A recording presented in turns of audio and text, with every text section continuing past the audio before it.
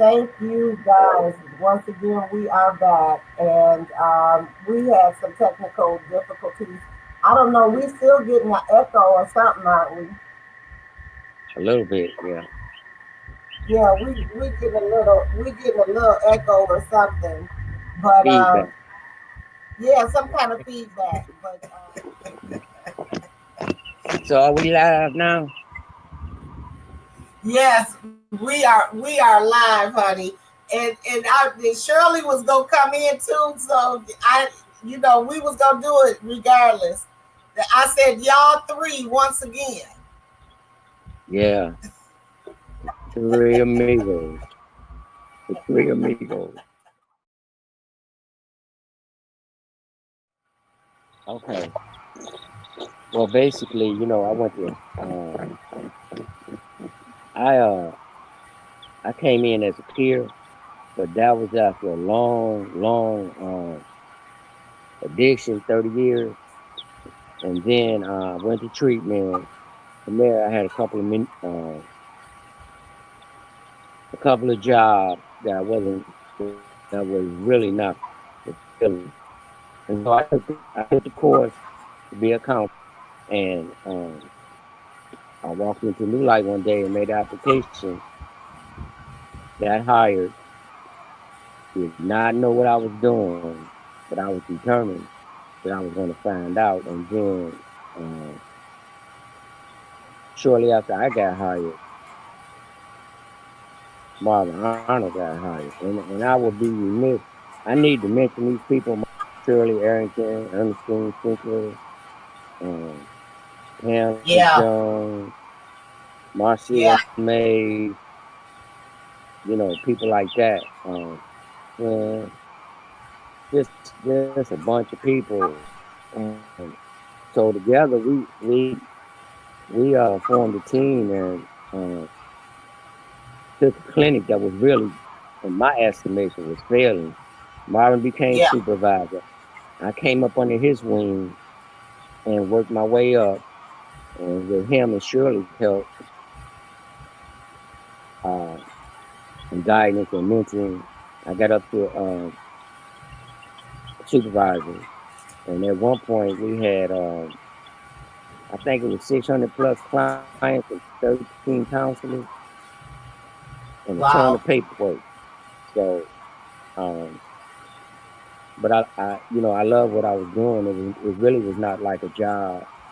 And that's one of the things I'm going to touch upon is how agencies take uh, ex-addicts and use their passion for profit, because they know they're going to stick and they're going to go the extra mile. They're going to do anything they can uh, to fulfill the mission. So, so that's basically how I got started. I don't want to dwell on that too long. When you work in a place where bad behavior is the norm and you're trying to correct some of the behavior, you have to realize that you cannot correct the behavior. You can only give a roadmap and present to them options, and then they decide whether to correct their behavior. And once you understand that, then you've learned a big lesson. So that was Yeah, one of the lessons. And Marvin gave me a lot of help. Shirley really gave me a lot of help in quality control. And I had, like I mentioned, the people I mentioned before, Shirley Glenn, all those people, uh, Rosalind, we just all came together and we had a shoestring budget and we had to do $1 million deal. So yeah. uh, we became creative. I think Marvin and Shirley came up with a training program because the budget said we couldn't hire full-time counselors. So they developed a training program and we've sent people off to other places and spaces to become counselors. Uh, I think the two more outstanding trainings we had was Percy Redding and Larry Daw. They hung in there a while. I think they're still there. So Yeah. that was my journey there, and then I got burned out. I must put that in. After my 13th year, I think I got burned out. I was telling Anna I'm tired. I don't care no more. I'm tired. And I found out medically that I was burned out. They told me that medically. And people don't Yeah. understand that the mental aspect uh, of an addiction overrides, and there's an aspect of mental stress in providing services. Because you got so many Sure. people in your head. Yeah. So That was one of the things that happened to me. I want to back up for a second. Thank you, Reverend Cohill. Reverend Cohill just came back oh in. yeah, Yeah. Cheryl Cohill, she was instrumental. Cheryl Cohill, let me say that. And and a lot of these people I still remain friends with. And Right. so once I left New Light, which they gave me a little going away party, whatever, I moved to Florida, and the hurricane moved me to Mississippi. So this is where I'm at now in Biloxi, Mississippi, which Yeah. the weather treats me nice because I have medical issues where warm weather is a plus. So that's good. But it's just it was a it was a fantastic voyage. I tell you that, of the New Light. Yeah. And Listen. This is what Miss Cohill is saying. She's saying, I'm putting her message up on the screen. She said, teamwork makes the dream work. Internship was the bomb, and it was. Uh, Marvin, you wanted to talk a minute about before we move on to the other topics, and then you can then and Shirley's here.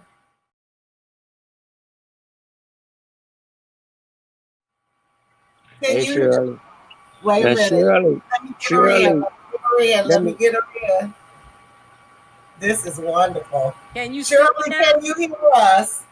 Oh, Huh? I see her. I see her. You Hey, Shirley. Hey Good, Roger. good to Yeah, see you, Cheryl. yeah. Good. I'm Hey, good. I can't see you, Marvin. Where you at? Listen, y'all, I'm about to cry. Y'all make this is like a Yeah, dream come you true for know, me to have all three of y'all at the same Shirley. time. You know, I wanted to mention too. When I started, there were times when I had to go to Shirley, like, what the hell going on, Shirley? And because I had faced, and Shirley will remember this, I faced two situations. One could have cost me my job, and one could have sent me to jail. The one when the guy said I told a family member that they were in the clinic, that couple. You remember that, Shirley? Yes. It just so happened I still had their daughter's application in my office. Brought it back to Yeah. Shirley. Shirley's so cool. She didn't even bat an eye. She was like, "Oh, okay." And then she just handed it to him. This lady here, and they was all. She made them like, you owe him an apology.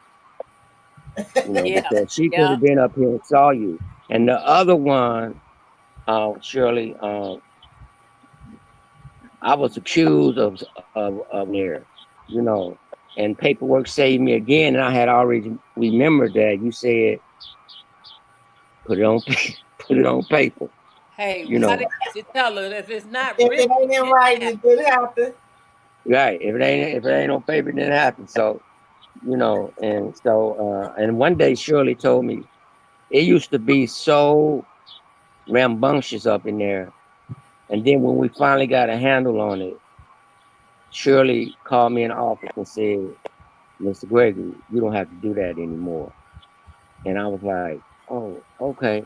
Because we had no security. We had to do our own security. Then we Shirley, Yes. we had Yeah. to do our own security. And we finally got the clinic settled down because it was like the Wild Wild West for a minute. It Um, was. We you got got to a whole tell you, we made sure that we got some decent order.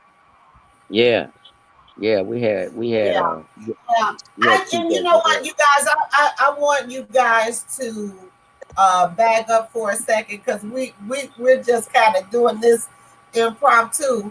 And Marvin, jump in because I want to talk about that internship program that you guys.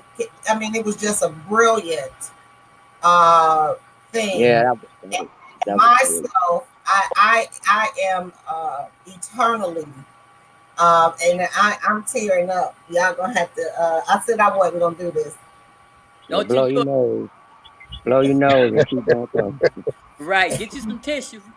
I said I wasn't gonna do this, but you guys changed my life, and you don't know how you impact people, but myself and many other, we can name people who got careers from what the three of you guys did, the work you all did together. What used to blow my mind is that all of y'all had three different management styles, but for the staff, for us, it was like a united front. You couldn't tell one from the other. Right. How did I want y'all to talk about that and how y'all accomplished that? Well, We had Well, that. We had go that. ahead, Shirley. Huh? go ahead, Shirley. We had that cohesiveness with each other. The three of us would go in the office together and talk it out Yeah. how it really should go. We would have our little impromptu meetings. Right. Yeah, Uh, uh past the group meetings that we would have. We three would go in and discuss uh just like case management yeah, Yeah. and Yeah. on or how things should happen in the clinic, or what we thought about how this should go and how this shouldn't go. We yeah, discussed it. We would be in that office sometime discussing it heated, but yeah, we came Right. out with a solution. And also too, Shirley, in those impromptus, and when we looked at a situation, we decided whose style it would best fit, and that's who would lead that proposal. You know, after we got Ultimately, through talking. yes. Ultimately, it was based on how it would help our clients. Right. Everything that we did was to make sure that the client have the proper treatment needed to move forward. Right. Exactly. right, right, right. And I think Marvin, what do you have to say about that? About the three different, because it's a management, it's a team thing. Even though you operated as individuals, and we couldn't manipulate y'all individually either. Right. Sometimes, as a team, you make the decision what's best for the organization. I mean, everybody get to share their opinion, and we'll dialogue about it, but it's what's best for that given scenario, that given situation, and we just keep it moving and keep your egos out of it. Things kind of went smoothly between us. Yeah, yeah, Yeah, I yeah. think yeah, also, with the two things that Shirley talked about, it was always how to how to serve the client and keep the organization up. So uh, ultimately, we had to become creative, yes, because at one point the intern program came out of the fact that there was no budget to hire counselors, and we Absolutely. needed them. And so when they went in that office and came out with that, you know, and then they presented to me, and we just sat down like, okay, how we going to do this? Because the interns were only getting what, $40 a week? Yeah, Right. Yeah, $40 a week, and 25. it was 8 hours a day too, wasn't it? yeah. Yeah. For the most Yeah. part. And they went on to there were interns that were getting offers for jobs while they were still interns. That the program had garnered so much credibility. Other clinics were hiring our interns before even they internship was up. So yeah, I think that's kudos to Shirley, Arnold, myself for the implication, and plus we had the other counselors help the interns. Mm-hmm. So Right. Yeah. Yeah. Miss And Coco. Evelyn Simon, she helped a lot. Yeah. Yeah. The Yeah. front Yeah. Yeah. desk Yeah. because Yeah. I saw I would go. Evelyn would call me. I go to Shirley, Arnold, but mostly Shirley because her office was right across from the front desk, and a lot of stuff happened right there at the front desk. Was. Yeah. And Shirley Yeah. would come walking out all slow like she usually do, just walking slow like she walking through the park or something. And the people would be just and she Cool, just be calm, and just the time. collected. Yeah. Well, are you talking to me? Because we can go in my house and talk. We don't need. I used to wonder how she did it.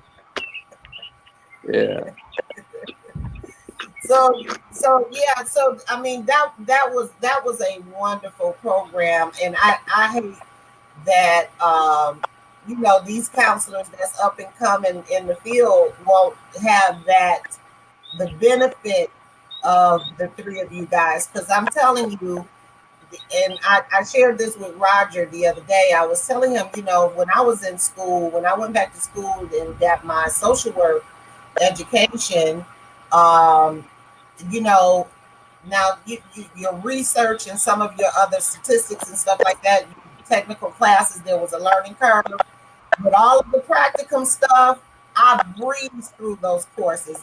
One of my professors was calling me Dr. Mitchell because, she would say, "You write so clinical. Where do you get that from?"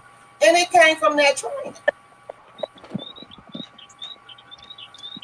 yeah, It came from those in-service meetings that we did on Fridays down in that basement. That's right. yeah, yeah, man. Look, some of the times we were learning. We were learning as we, Yeah, go That's from true. our from our in services. Yeah, yeah, What some yeah, different yeah. models, Because different and models. a lot of times policy was changing. We would have to turn the whole clinic around. All of And, it. the whole when we just talked about throw that away, they got some new stuff coming down. So yes. I remember many of those days where we'll have one form and the whole paperwork would change. We would have to Um, change our forms up. yes, yeah, I remember that. I yeah, remember that. it did. I You, remember that. To give you an example of how forward thinking we have become, I remember when Shirley did the interview for fentanyl. You remember that, Shirley? yes. And this was way before, there was this huge wave. But the local television station contacted us for the information. So I think uh I think we did a hell of a job for what we were working with, Yeah, Yeah. that because the clients take your reputation out there. Yeah. right. I would imagine it was a totally different situation than some of the treatment programs. I see these treatment programs on TV. They on a horse ranch, and they Yeah, got they they got swimming, and I'm they like, got wow, that's a they got lot different than what we did here. yeah, they, Sometimes you know, the way we did it, sometimes that's the best way to do it. yeah, I think so.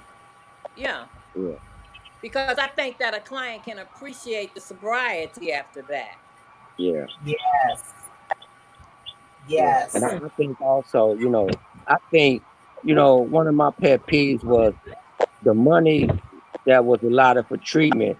They made all the different type of treatment approaches compete for it. In other words, residential had to compete with outpatient. Outpatient competed with medicated assisted treatment and all, and that caused a crack in any kind of unified voice, because we all had to compete for the same dollars, which was getting cut, looked like every year, you know. And now surely, if you remember, now before it was criminal, now it's an epidemic, you know. And for years we've been saying, you know, if you got to go to mental health to get the treatment, that says it's a mental health issue. It's not a Absolutely. criminal issue, you know. Yes. I went Yeah. on the Yeah. map down here in Mississippi. They have on medication assisted treatment. I found 4 clinics in the whole state. How many? 4, Wow. Wow. Wow. you know, and 2 of those are at the VA. So, you know, Wow. Wow. I imagine, you know, I found one, to your point, that it costs from 10 to 20,000 for inpatient medication assisted treatment. 10 to 20,000, and we were doing it. Um, we donated clothes. We had a clothing donation, uh, food, and Shirley had it. You know, we had to get the resource book, have our resource. We had to turn in so many resources per day. So a lot of it, like you said, we learned and just passed it on to the counselors. You know, and be factual. You know, all the counselors didn't work out. All the interns didn't work out, but the service never suffered. Right. Right. The service never suffered, you know, because a client can dislike you and respect the hell out of you, though, you know. Uh, That's right. so the service never suffered, and those were like the best years of my life, that working life there. And I think it's so political now. They got an epidemic down here for real. You know, they taking pills and all of that. But now, you know, they're saying they're throwing money at it, but if you don't have the people in place to have the empathy for the client, Yeah. you just throwing money at it. Yeah. And Yeah, no instincts. I think a lot of, I think the majority of what I learned with my training, and even working with some of the other counselors, Percy and uh, Goss, and all of them, is to have instincts about people. I think that was a critical point, and not just knowing, not just being a tactician, knowing the paperwork and you know the steps. I think a great deal of it was just having instincts about the population. Knowing that population. You know, Yeah. Yeah. I think that had a lot to do with the outcomes, don't you think, Shirley? Oh yeah. Yeah. I think They too. had expectations as well. Our clients had goals. They had expectations as well. And Right. once we learned what the client wanted and what the client was really doing to help himself or herself, is what help us get through as well, to work with them. Yeah. Right, But right, one thing I learned was each client has their own level of success. You know, whereas if, you know, like Shirley would say, you know, if a client is a used to lot of do, lives were changed. A lot of lives were changed, though. yeah, It was. Yeah, And when we had the ceremonies, the graduation ceremonies, that was oh a lot yeah, of help yeah, to other imp- clients that yeah, watched it, seeing that. because Oh some yeah, I people remember. that was the only thing they ever completed. Yeah. yeah, yeah, yeah, yeah. So Now Yeah, listen, during that there. time though, What you say, I was Marvin? go- just I was just gonna add during that time when we had the completion ceremonies, peer support services as they are now wasn't in place. Each right, organization had their own peer support service versus having like the Detroit Recovery Project and other organizations that support peer recovery. Yeah. right, Yeah, Yeah. right. it was all under one umbrella. Yeah. What Is about that Yeah, what I'm what saying? about what about in trying to normalize? to show clients the normalization of life when we started having the picnic Yes. Oh yeah, with the Yeah. yeah. t-shirts, and Yes. we actually interact with them on the picnic, eat what they eat, interact with them, play chess with them, ball, whatever. And It that would was be a huge. community cleanup That day was too. huge. It That was was a huge. community cleanup day too, wasn't it? Yes. Yes, Yeah. it was. Yes. Yeah. I think I had one too with that with the picnic. The picnic, and also this. What about this? The block cleanup when we used to clean the Right. block on a Yeah. Saturday. Yeah. The community cleanup. Yes. Yeah, Right, right. I thought that wouldn't that happen all at the same time. I think the ones that I went to, we would have clean up earlier in the day and then the picnic that afternoon or something like that. I don't know. Maybe what wasn't it? no. We had to clean up would be on one Saturday, and then later we would have the picnic. Okay, Yeah. okay. And It so it here, was this is one thing I want to get y'all opinion about is they are turning everything over to social workers now. And when I came through, I guess they were basically phasing out the fundamental credentials that because when I started, we were able to function under those fundamental credentials. Now they're making everybody go through having degrees and all of that stuff, and then besides that, they're putting everything under the umbrella of social work. Oh, I would like to get you all's opinion on that. Would you think it's good or not good? Well, I mean, I have one opinion. I think with the degreed personnel, they can implement interventions a little easier. The my opinion is one problem I see with them, especially the ones that did not come from recovery, is they can't walk a client through abstinence and maintain the abstinence. They kind of are not good with the current coordination with a peer support individuals. But I think it's an advantage, but I think both are needed. I think both are needed too. Yeah, I can concur with that. I think they're both needed.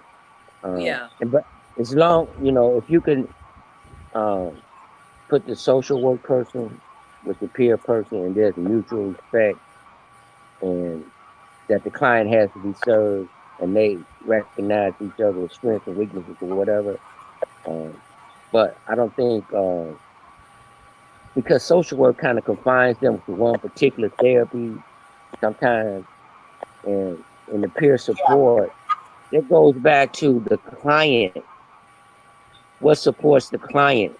You know, how does the client show progress? And it could be something as simple as being coming to his appointment on time. Because yeah, their life is being erratic. So coming to their making their appointments on time, because and missing those what you call Shirley, when we we do a resource form, and give them um, understand. referral, give them a referral to be somewhere to get services, and they will come back. Oh, I did it. I made it. Here go my paperwork or whatever. That has to be recognized. It may be small for someone else, but it was huge.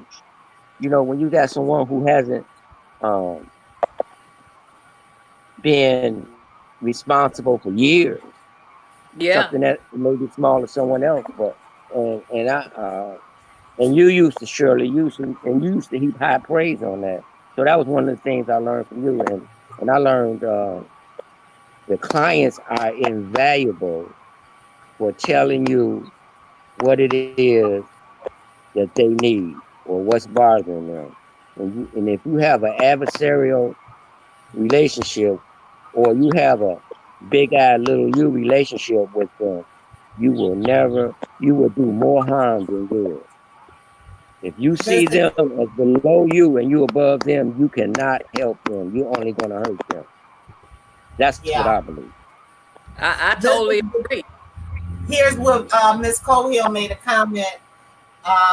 It says we treated them as humans, individuals, and with respect, and gave them a picnic. And that, Yeah, Yeah. that was the whole idea. Yeah. yeah. Go ahead, Shirley. Yes, it is. The counselors like Miss Cohill, Pam Jones, Baltimore, Right. didn't they come in as interns at first? Yeah. I And don't know. then They they were got there hired before in as me. Yeah, counselors? they came in as interns. At one time, our whole staff, had either was interning or had come from interning, Yes. and And was very which, good with clients. yeah, and what was good about hiring our own interns, they already knew the flavor of how we do things here, Yes. and so that was great right there. And Yeah, um, yeah. Nicole Hill is saying that therapeutic relationship, and that's very true. That you all knew those clients, and they knew you. I mean, they loved you. I mean, it was a respect. I guess But probably is the best way to say it. but they yep. know they could depend on us. They know that they could depend on us to tell them if they were right, if they were wrong, if they need to reconsider. But they also knew we were not going to just boot them out and assault their character, belittle them, none of that.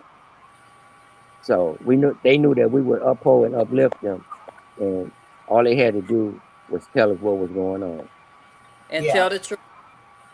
and tell the right, truth. Tell the truth. Yeah, Because we would and let tell the them truth. know. You see, you have to, when they tell the truth, you don't put them down for telling the truth. You let them know. Well, that's what I was trying to get out of you. This is what I needed to know so that we can get here or we can go there. It's all about Well, what we can do to help one another. And yeah, yeah, client once the helps client, us. If the client help us help them, we can help them. yeah, because the yeah, clients, the clients, we didn't have security, and we had 600 plus at one time. Yeah. But the clients helped keep order in the clinic. They Yep. would tell us that the people that didn't know, don't do that. They're not going to accept that. Don't do this. Don't do that. And I have a lot of respect for the clients, and yeah, they opened my eyes to a lot of stuff. To a lot of things. yeah. My I learned aunt, a lot from clients. Yeah, and they Yeah. had resources. They had resources. sure Yeah. did. That they would pass around. So, Sure and we did. didn't. Let's not. I don't want the audience to think that they fall into that stereotypical thinking that all our clients were from some cesspool. But we I had was just teachers, getting ready to insurance say that. people, firemen. Nurse. We had people.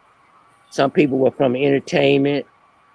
You Uh, took the words right out of my mouth. We had you know, we had clients with Mercedes in the parking lot, so then we had clients was making more money than we was twice over.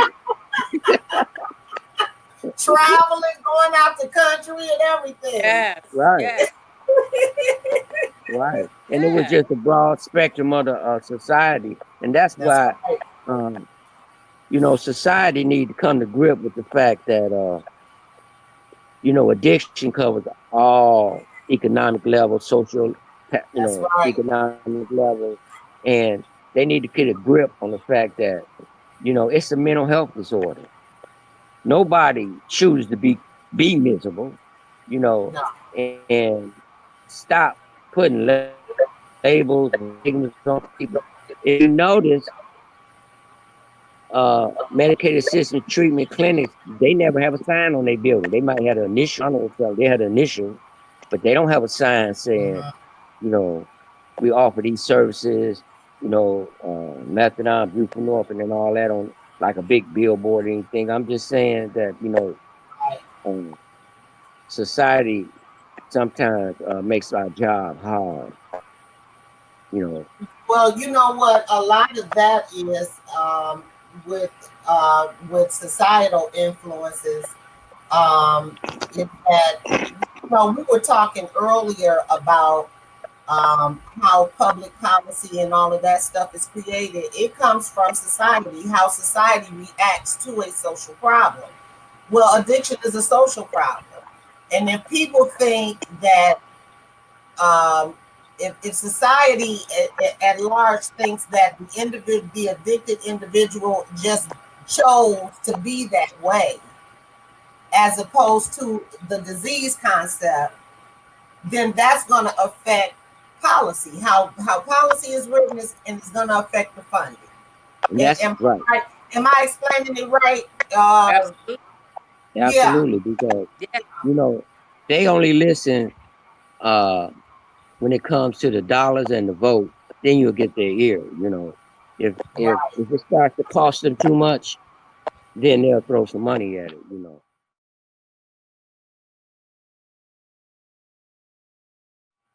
And Yeah, one of the things they need to throw some money at is pay people, you know, because that field is mentally draining. I yes.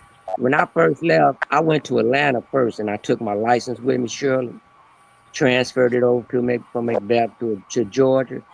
When I got to Atlanta, and I was supposed to go to an interview, and I found out I don't want to talk to nobody no more. I just don't. I don't want to talk to nobody no more. I don't want to. I just didn't, Shirley. I Oh, was what? I done. feel you. I feel you. I I do hear you. not. I know. I look. Let me tell you something. You can burn out and you can shut down. After doing that for 18 and 19 years, I was like, Right. let me go somewhere and sit and be real still. Yeah. For real. Because I would go home, I wouldn't It's answer the phone or none of that. I just didn't want to talk to nobody, and Nope. it was just too draining. Go home and you still got 15 clients in your head, and this meeting, and this policy, and this and that, and this and that, and they don't provide us with mental health services for staff. right. The only thing we had, remember Shirley, we used to have the stress walk. Yes. We would Yes. just leave out the building, walk around the block just to air out. Mm-hmm. That's Yeah. how stressful it is, Yeah, It because you is. because get so clients, involved. You get so involved in somebody else's life, Right. and Well, it's you like walk one away. crisis after another. It never stops. Yeah. no, it never Yeah. stops. You It never forget stops. And yourself. you don't realize that you take it on until you come out of there. That's right. Yeah, and I think this thing with mental health, I think mental health ought to be one of the biggest budgets that a state ought to have with I do mental health. too. And I do. we had people come in there. We got so creative. We had people come in from universities that were doing studies, and I would ask them each time, "How come you don't do a study on the mental health of people providing the services, so that we can at least have some documentation to say, see, look, you need to cut out some money so that we can have uh, services to unload, so we can have services to relieve ourselves. Yes. And Yes. Right. I agree. Are they? Are Marvin? and Are it's they? still, Hold on a second, Roger. Um, since you're still in the business, are they? Are they looking at things like that now for the yeah, direct service workers or anything like that? Because I Yeah, know but the administration is throwing a lot of money at mental health now. well, I yeah, haven't but heard of anything. I think stress relief is probably within each organization. I know at our organization, with therapists and counselors with heavy caseloads, they can get stress time. They might want to extended lunch, or come in late the next day. I mean, because it's burdensome. I mean, it's stressful because you're always Yeah, dealing with other people's issues. When you come to work, you got to put yours at the door and pick up theirs. And despite whatever's going on in your life, you got to handle this particular individual. many individuals and pick yours up as you leave the door, and day in and day out, that's tiresome.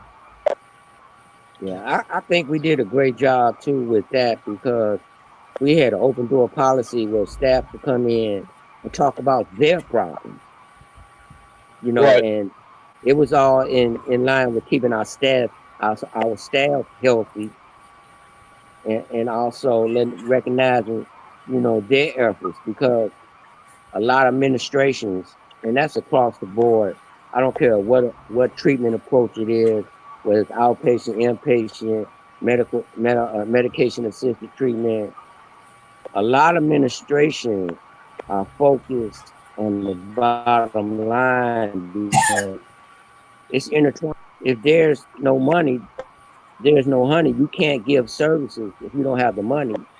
And so I don't knock them so much for that, because you got to keep bringing the money in. But at the same time, this is where your staff has to be creative to still provide services for the client at a high level. I'm not Yeah, talking about it's a some high functioning job. Yeah, some walkthrough level or whatever. I mean, because some of those people that were clients uh, kept you in business, because they would tell their peers, you need to go to this particular clinic, because right. they're gonna do you some good, and but we just have to come to a common ground with that. Mental health, Well, I think state that's part budget, city budget. of good management too. I think that you guys looked out for our well-being as the counselors and stuff like that, as much as the clients.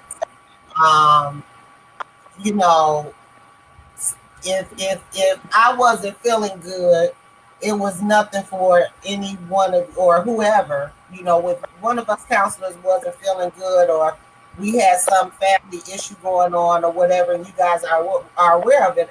I can remember times y'all would send people home, Yeah. just to Oh keep yeah. them. Yeah, yeah, Oh yeah. yeah.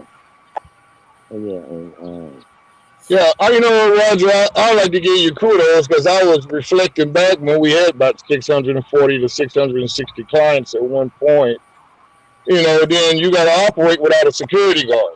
You know, yeah. if you got 400 clients that's in compliance, you got 240 or 250 want to do what they want to do, and you Absolutely. still got to get the therapeutic protocol out. So, I always thought you did an excellent job with that, because you was more or less the figurehead out front dealing with the clients, keeping confusion down and having time to supervise your staff too. So I always thought you did a pretty good job with that. You I did an think excellent job as well. I learned Yes. I learned I learned that from you two guys that when you approach a client, first of all, you're approaching a person. So if you start from that premise and you learn different personalities, so you change your approach to that person. I didn't approach each person the same way. So because even in giving a client a framework of discipline, you have to approach the person where they're at. And I would tell the clients, do not try to make your roadmap the client's roadmap. Surely, you know, look at the client for their strengths and weaknesses. You can't force them to do anything. You can't make them do anything. And if so, in my approach, I just, my overlaying message was, well, we just here to help you. We just trying to help you. We're not trying to hurt you. We're not trying to belittle you or take away your dignity. Because everybody, you have to allow a person their dignity. My God. So, Right. uh, but there are certain lines you can't cross up in here. And Yeah. and for the most part, most of them appreciated that. Boundaries, Well, boundaries. I want to go see Miss Erickson. Well, okay, we'll go to the front desk, see if she can see you.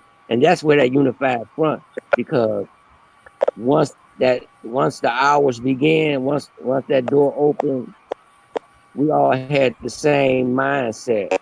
We're gonna serve, protect, and then get through this day. and be ready for tomorrow. So It's so funny. I don't know if y'all remember this one time when we had the recovery houses over there on Lakeview, Girl, oh yes. and Marvin and Shirley pulled up in the car together.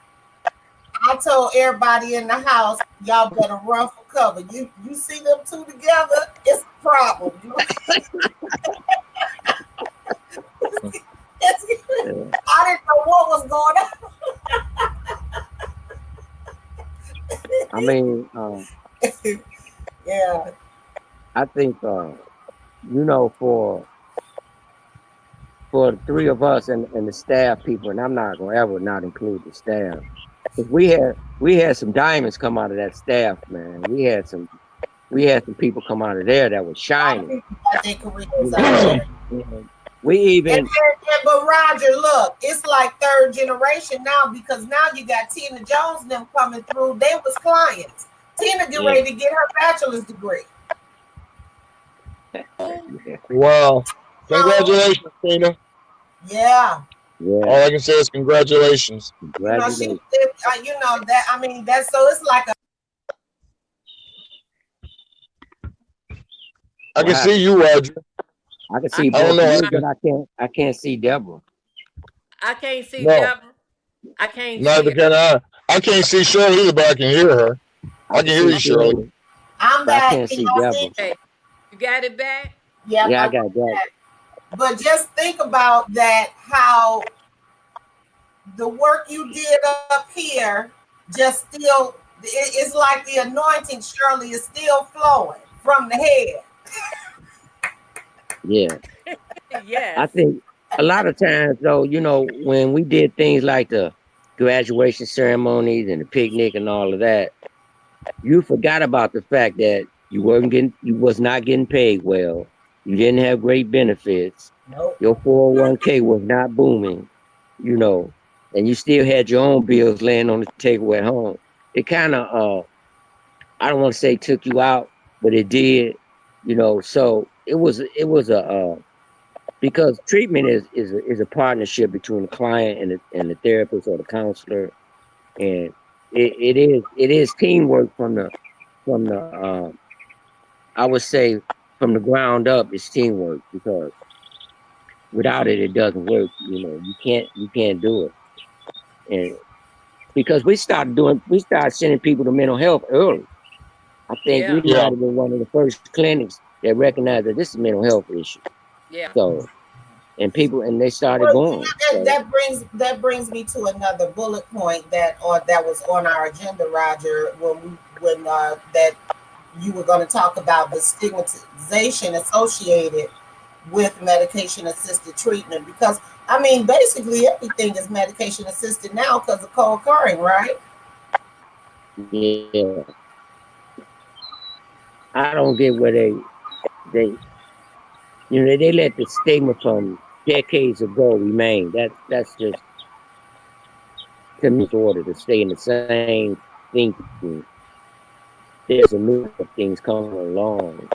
Um, People, you have high functioning, nothing like that, Suboxone, and if they're high functioning, how you gonna, you know, I don't understand.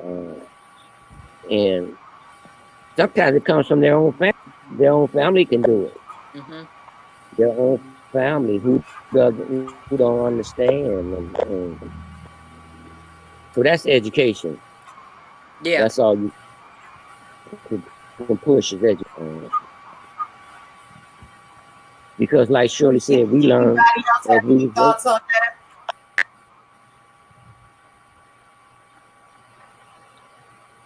I'm sorry, I didn't hear your part, Deborah. I was saying, anybody else have any thoughts on that as far as the stigmatization of medication assisted treatment?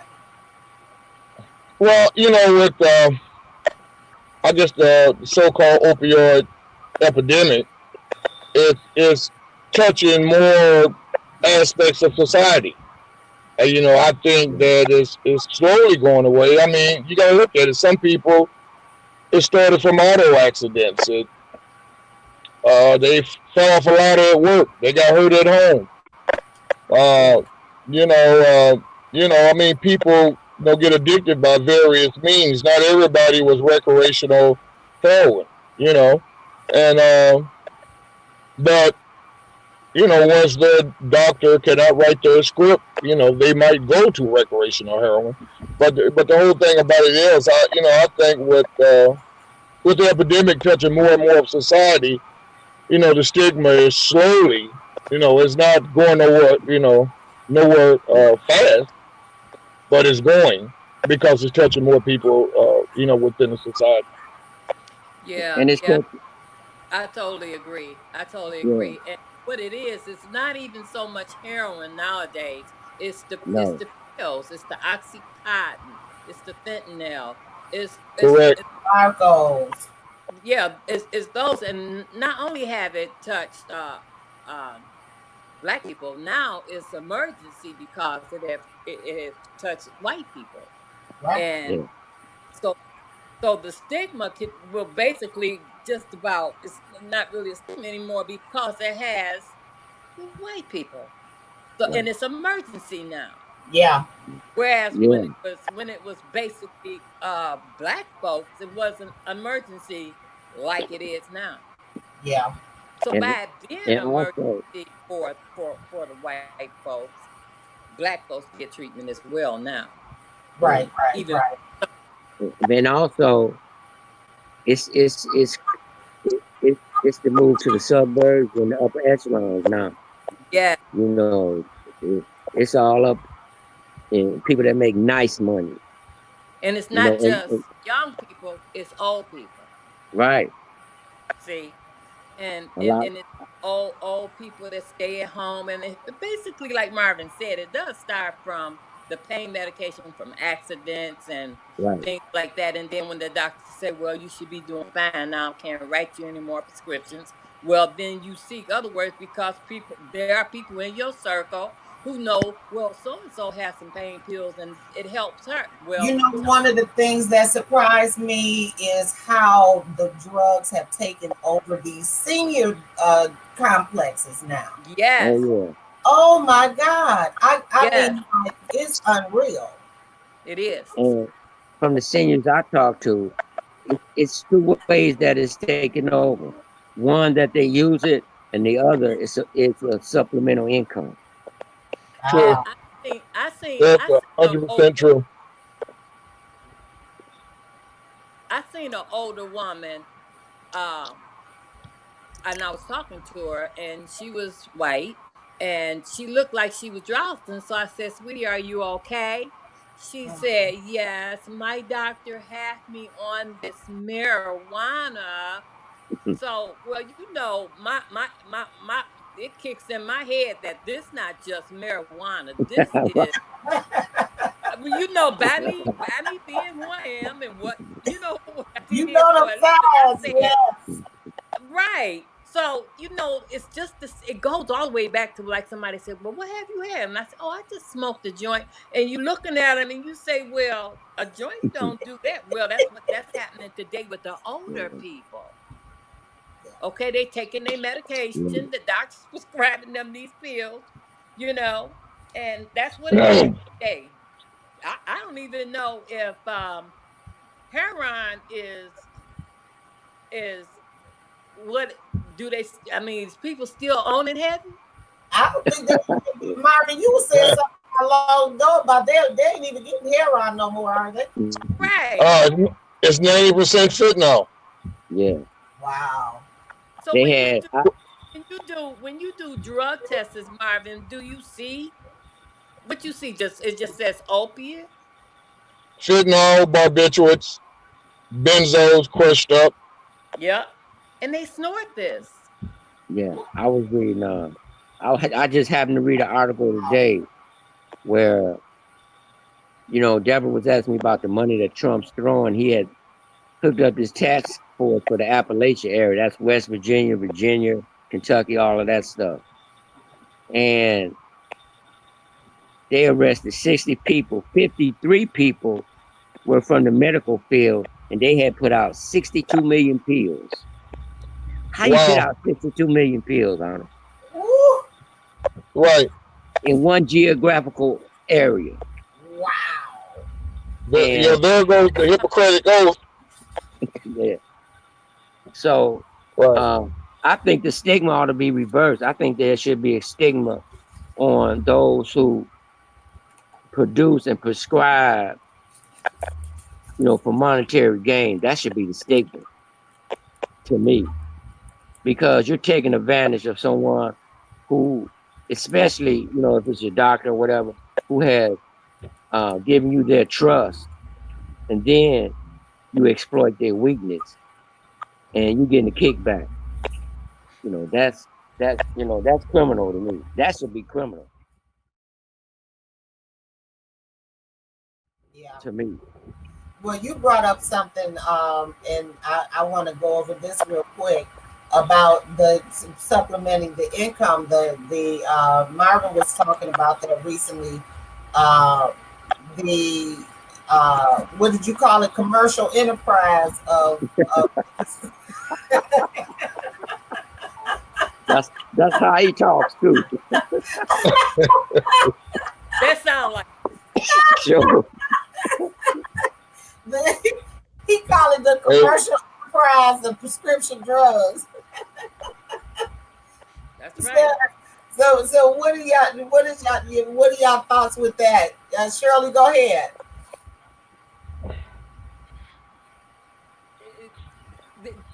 Some people make a living on that alone.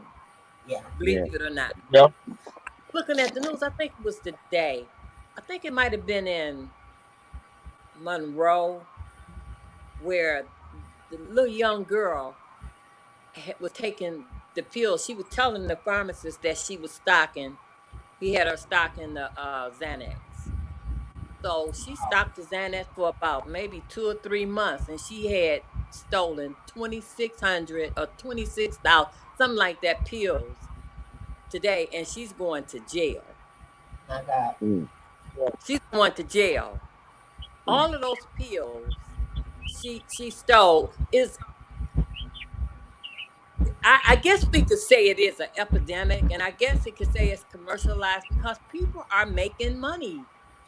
This Yeah. is this People are making money. And Yeah. And I when just you heard Well, today, and I said, "Oh my gosh, how did she get out of there with all them pills?" They had her on camera. My They God. let her do it. They let her do it for 2 or 3 months, and she had took all them Xanax, stole all of them. So it had to be a lot she was stocking. You know, Yeah. they say, a lot of times when you go to pharmacy, well, we don't have that. We don't have, but they right, have it. They stocking Xanax and Oxycontin, and they give them to who they want to give them to. Because Right. the pharmacy is making money too, big time. yeah, everybody's Oh, making money. the You know, Marvin, who did you say the politician? What did the Detroit Wayne Mental Health say about the oh, killers and yeah. killers and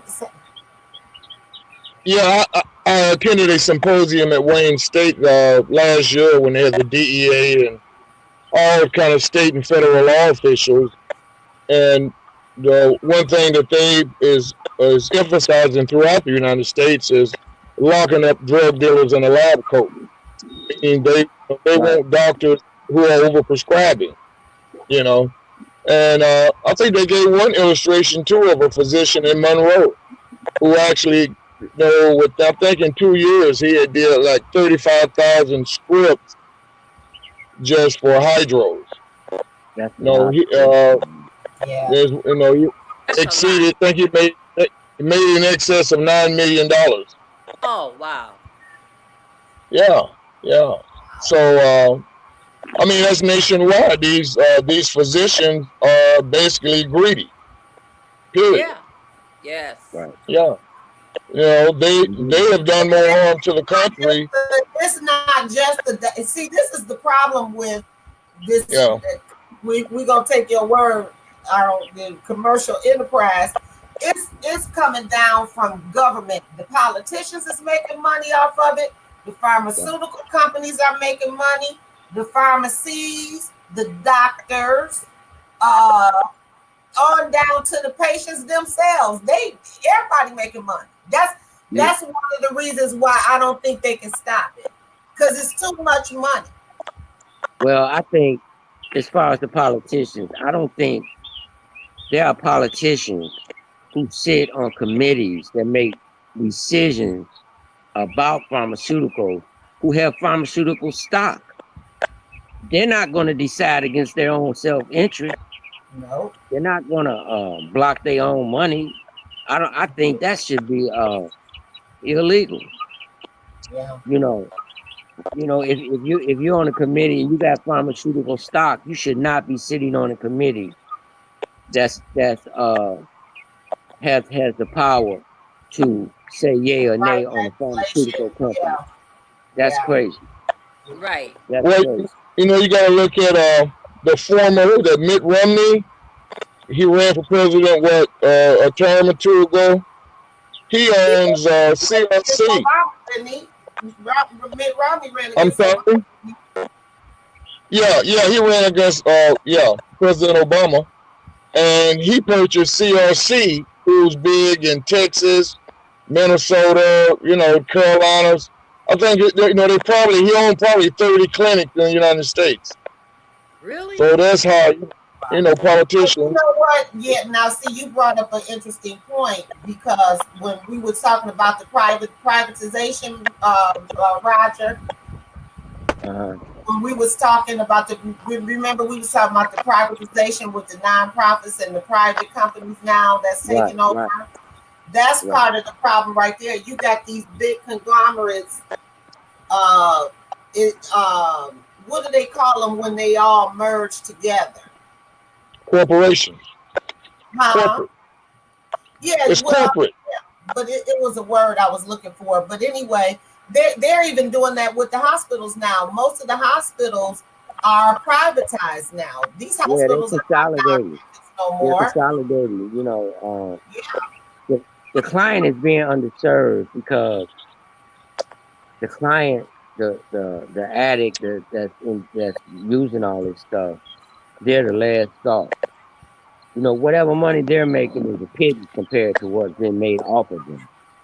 And yeah, yeah. until people, meaning their family and friends or whatever, um, start questioning some of these people they're voting for True. about where do they stand on this, because Yeah.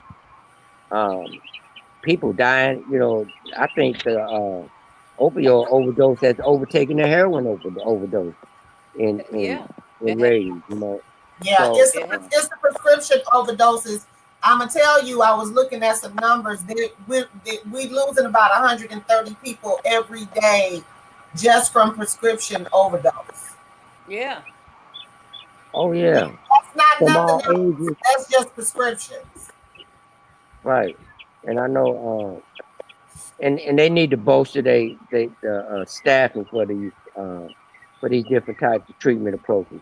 I mean, there's just not enough quality people in the field because they can't feed themselves. If you go into treatment, you are not going for the money. You're definitely not going for the money. Right. So they need to bolster the pay. They need to bolster the benefits. They need to bolster the health services, um, because you're asking people to do a monumental job, and until until they do that, they can throw all the money they want to, because and it won't put a dent, I believe, because if you don't have the quality people, if you don't have people who have empathy for the client, and if you don't take care of those people, you're not going to get any results. You can get a bunch of Yeah, the outcomes disciplinarians. are going to suffer. Yeah. Yeah, I mean, Yeah. anybody, you can get a bunch of disciplinarians and who believe in punishment, but that's not the core of the problem. It's not. You know, It's not. 'Cause if that'll work, they'd have been stopped because people get punished enough. So I Right. believe it, and I part of my burnout surely was not only the mental stress, but it got to a point where I just felt like I'm just spinning my tires and going nowhere. Uh, so I applaud those that still are in the field trying to fight the good fight. You understand? And I threw my little 2 cents in, and but I'm grateful that I had that experience. I would never want to trade that experience for anything else. That experience Right. there really did something to my self-esteem and my Amen. self-worth. It really did. So uh, I wouldn't change a Because thing if I had to do it. at the end of the day, when it's all said and done, you know right now, today, you know that you helped somebody make it. Yeah, Yes. and and You know, and I have to say, they the clients, they may not recognize it. Then they may threaten you. They may call you all kind of names, talk about your mama, all of that. But you have to understand that's the disease talking. That's not the person. Right. You know, as much yeah, as you could. You know, and at the yeah, end of the day, though, I felt good about myself when I left out. I was yeah, tired, yeah, but I Yeah. knew I had did something. It's like yeah. that old army commercial. We do more about 9 o'clock than some people do all day. You know. Right. Right. Oh So yeah. Listen, yeah, I used to be. I started off as a 6 o'clock a.m. counselor, and shoot, by 9 o'clock. I mean, we literally did. We had a full day by 9 a.m. I, I, I'll say this. I want to say this. When you talk about the impact that we had, my daughter worked at Comerica at the time at the bank on Shane and Gratiot. Yes. And the lady called me and said, "Your daughter gave me your number because I have a drug problem." She said that I need to talk to you. Wow. And I thought that was a great compliment after I told her don't give out my number no more. And she gave it to her at the bank across while she was working. And she knew it was the morning she knew he had a drug problem. By her mom every month she knew her. And she gave her money, you get my talk to my daddy, but he can straighten you out. And You can help. I thought to myself that was a life changing moment for me because I went in new like uh, I had my own fears and my own doubts. And by working with Marvin and Shirley and the rest of the crew, you get a feeling of capability. We can do this because we It never was refused the challenge. I'll say this: we never refused the challenge. no, No, we That's true. didn't. We no. We never, didn't. whether it was money, uh, the amount of people that was there, lack of security, lack of appreciation, all of that. So it was Yep. worth it. It was a phenomenal experience. Like I said, I'm eternally grateful, and I think that God works in mysterious ways because Roger and I have been able to connect all day until it was time for the actual program, and So so good, yeah. yeah, I mean it's just the weirdest thing, and then I ended up with all three of you guys on the screen at one time.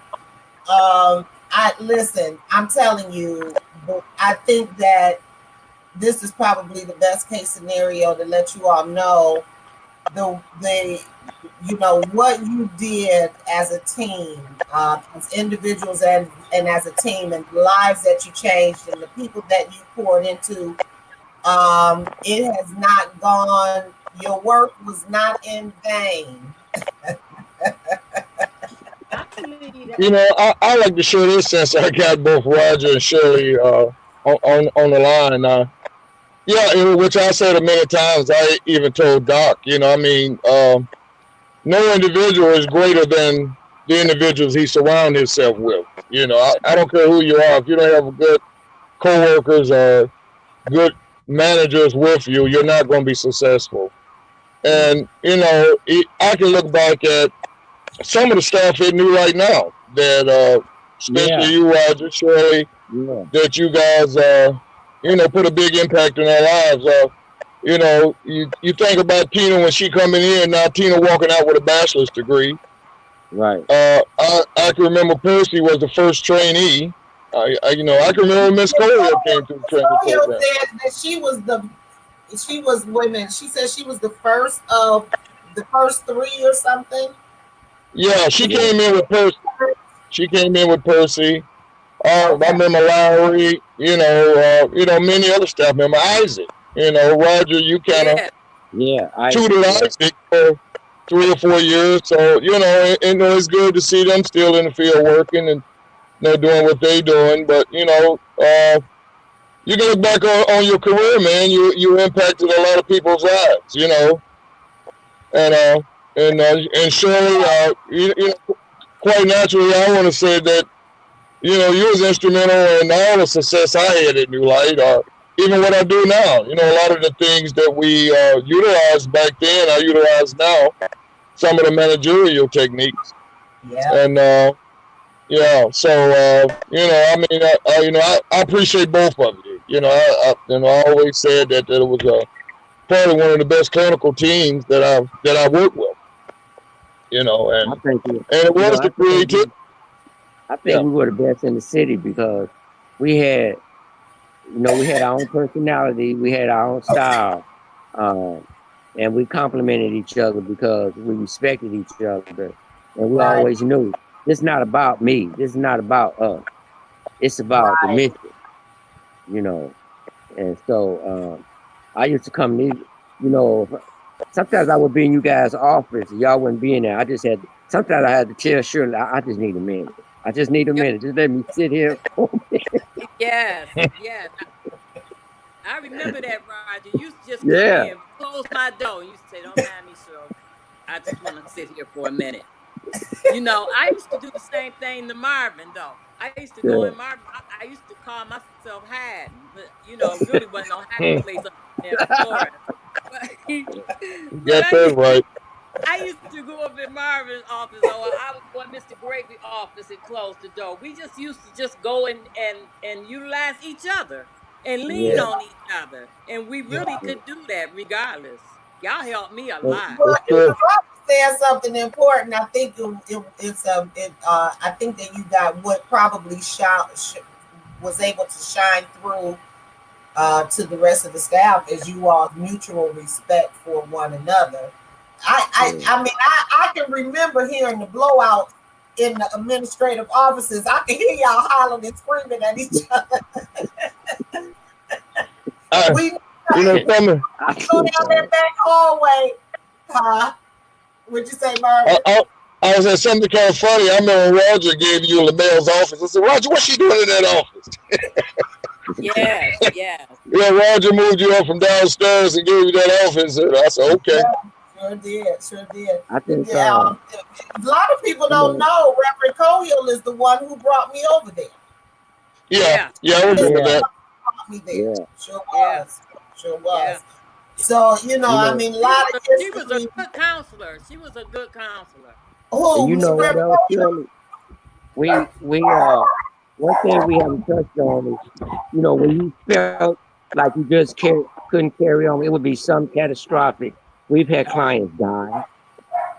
Yeah. We've Yes, had clients die in treatment, yeah, and I witnessed a client take his last breath Shirley, in the hallway Jesus. and in his wheelchair, and I seen the little spit bubble burst, and he took his last breath.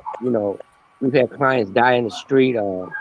So that kind of, and we had clients celebrate their successes, and that kind of, motivates you to keep on just one more day. Uh, damn the politicians, the lack of money, the administration, and there was so many administrations. You got the administration over the treatment. You got the administration for the city, then the county, then the state, then the federal, then the ICRC people come in for the audit and all of that stuff. And one day I looked up and I was in a meeting with Marvin, Shirley Arrington, myself, and the DEA. And I said, I'm in a meeting with the DEA. At one time they was the enemy, you know, and I'm in the meeting with the DEA. and I just couldn't believe it, and so it was. I'm not mad at anybody. I'm not. I can't talk. No. I don't want to talk to nobody no more. But I'm not mad at anybody. I just, I hear you. I hear you. I ain't mad either. I ain't you mad. know, that was a good experience, and it taught. I mean, it wasn't all good, but it was more good than bad, and uh, Was. it helped me become open minded. Though it really did. It helped me become open minded, and the more Yeah. open minded I became, the better I could serve the client. Because And that's what it's clients all stop me about. all the time. Oh So, yeah. It was Clients a learning lesson as well. It was a learning lesson, and we learned how to meet people where they was at. You know, where they was at, right? Where they were at, and we and they watched them appreciated grow. that. And they appreciated that. I think some clients, because we had some clients couldn't go home. I had a client, he couldn't even call his son. He wouldn't accept his calls, wouldn't let him in the house, wouldn't do none of that. So for a lot of clients, we were the closest to family they could get. That's And just the the That's story truth. true. I heard. That's the truth. Uh, Yeah. But Roger, I was going to add something too, man. I think a lot of people's memory of you is kind of distorted based on the fact that we had to operate without a security guard, and I always thought you was a pretty good clinician.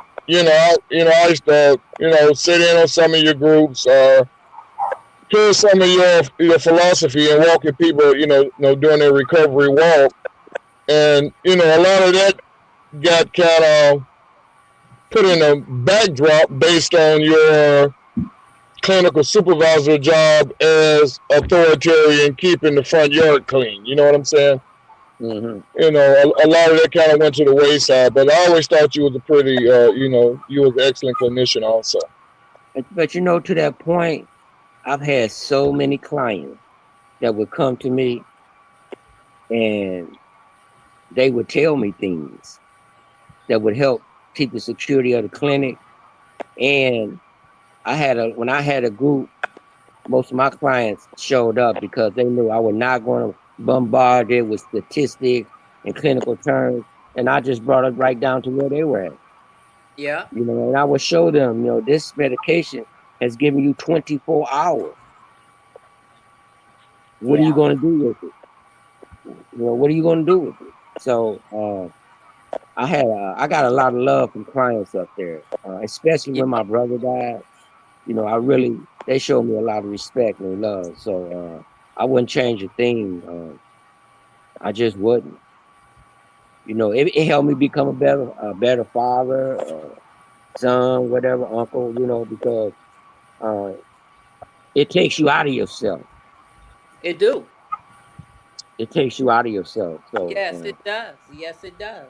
and I think that's what's missing when they make these monetary mental health budgets and state budgets, is they don't get out of themselves. They they're counting. They're like bean counters. They're counting the money. They're not counting. They don't see the people. They just see an expense, but they don't know if you help these people do better, it'll cost less on society.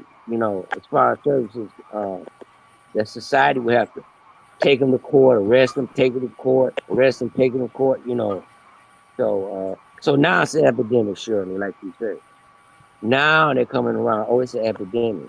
Before it was lock them up. Now it's an epidemic. Now Uh, it's important. It's real yeah, important now. yeah, because now Trump base is getting hit up. You know, Yeah, yeah, yeah, So now it's an epidemic. yeah. We need some So help with it. We need some help now, y'all. yeah, We was here all the time. yeah, Right. You know. yeah. So listen, That's guys, true. we have been on here a while. I want to get party thoughts from each one of you. Ladies first, Shirley. Any I'm party just, thoughts? I'm honored to be a part of that community. helping people, reaching out to people, doing everything that I can. And like Roger said, it makes you a better person.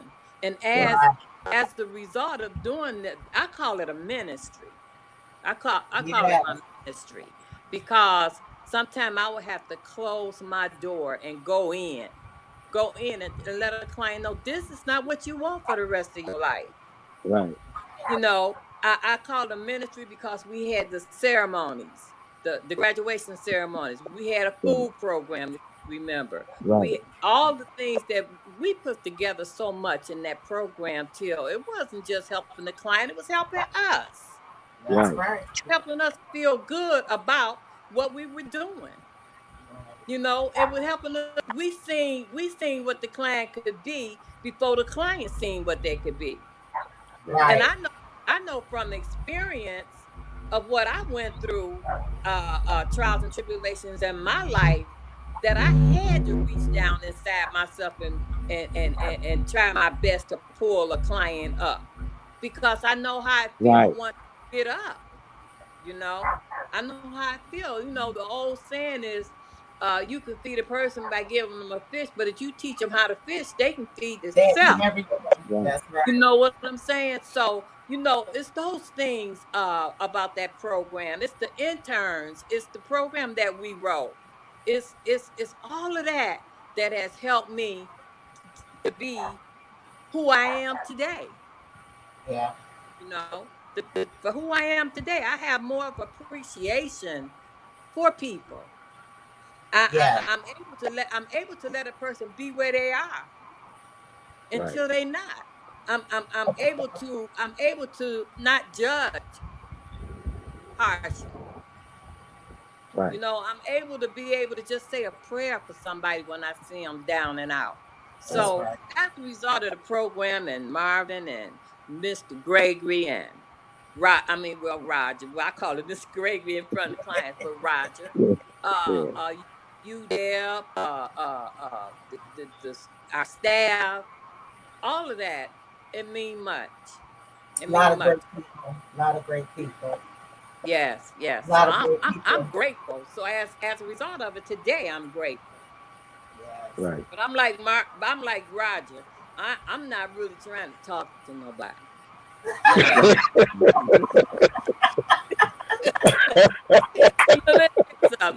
Let me tell you something. Even on the 7th day, God rested. Right. You know, I can do the paperwork. I can do the charts. I can go in an office by myself and help you pull your clinic up or whatever. But I ain't trying to talk. Right now, peace. Listen, I ain't mad at you when you give good and give good. Hey, when it's time to sit down, this is time to sit down. That's all. Sometimes Nikki be talking. She said, "Ma, you're not even listening." I say, "Oh, oh." I don't even say I'm not. I say, "Oh." Yeah. Marvin said, "I'm gonna let Roger close this out since it's his program." Marvin, you will have any parting thoughts? Yeah. I'm looking forward to not talking to people too. It's coming. Yeah, actually, I mean, and working with the people I work with now, no disrespect to them, it's a big difference when you work with somebody who enjoy their work and who take their work as a professional. And then, it's a good thing about when working with Roger and Shirley is, if a client told me that Roger said this or Roger did that, I could just think about it and say, no, he didn't do that. Or if Miss Arrington said this or Miss Arrington said that, I said, no, I don't think Shirley said that. So it's the thing when you work with somebody so long, it's kind of like your left hand and your right hand. But where I'm at now is probably trying to wrap up my career. Trying to, I mean, once you did all you can do, you're through. Yeah. And but I like to say, Shirley, it was I think we had a great 12, 13 years.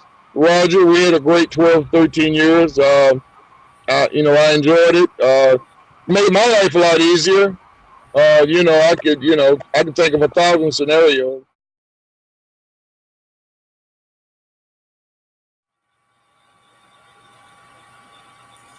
You guys, I don't know if you guys can still see me. I'm gonna see if they come back in at all, but I guess we just maybe the broadcast is only able to go for so long. I think that's what's happening.